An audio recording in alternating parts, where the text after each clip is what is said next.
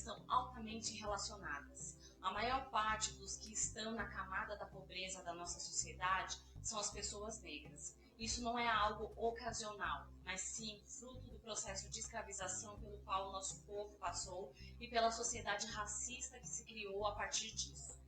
Muitas de nós vivenciamos no passado e ainda no presente uma condição financeira difícil, e isso pode limitar a capacidade de gerar abundância na vida. Não podemos colocar a culpa só em nós. O contexto social em que vivemos também nos empurra para a pobreza e para a miséria. E aí fica a pergunta: como pensar em abundância sendo que a realidade é ou foi tão difícil? Há uma ideia de que só podemos sonhar com o que podemos enxergar. É assim, eu não posso sonhar em morar em um castelo, pois eu nunca vi alguém como eu morando em um castelo. Ninguém da minha família morou ou mora em um castelo. Mas, ao mesmo tempo que isso é um impeditivo para o nosso acesso à abundância, quero dizer que nós somos de uma geração de desbravadoras. Muitas de nós fomos as primeiras da família a terminar o colegial, a cursar uma universidade, um mestrado ou doutorado.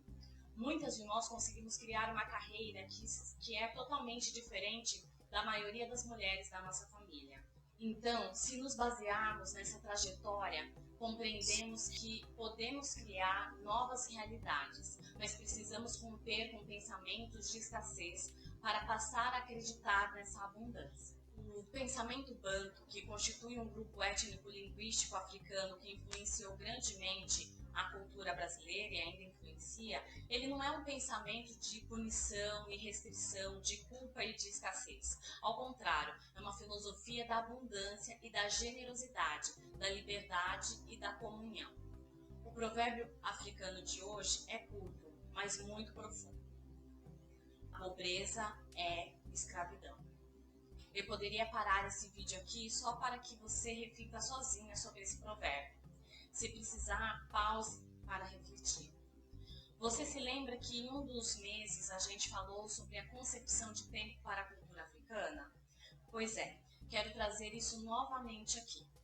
Pense em tudo que nossos antepassados passaram, em todas as lutas de dores. Apesar de tudo, estamos vivas. Na época da divisão das ideias eugenistas, que tentavam comprovar cientificamente a superioridade do branco, foi feita a divulgação internacionalmente pelo Brasil de uma projeção em que se previa que, por meio da miscigenação, da mistura de raças no nosso país, em 2011 não haveria mais nenhum negro no Brasil. Pois bem, estamos aqui. A nossa vida, a nossa existência é o maior bem que a gente pode celebrar, principalmente num país racista e genocida que mata um jovem negro a cada 23 minutos. O nosso segundo maior bem é a nossa cultura, o nosso saber ancestral. Se você cultivar isso, você vai compreender a riqueza que você tem em si. Quando nos esquecemos dessas riquezas, nos sentimos pobres e sem potência. E é o que acontece com muitos negros na nossa sociedade que têm vergonha de nossas origens. Essa vergonha é a verdadeira pobreza, é não romper com as amarras da escravidão. E esta sociedade foi construída justamente para que a gente se sinta assim, menos inferior. Tentam a todo momento nos diminuir, desqualificar a nossa cultura e a nossa arte, inferiorizar a nossa produção intelectual e banalizar a nossa caminhada.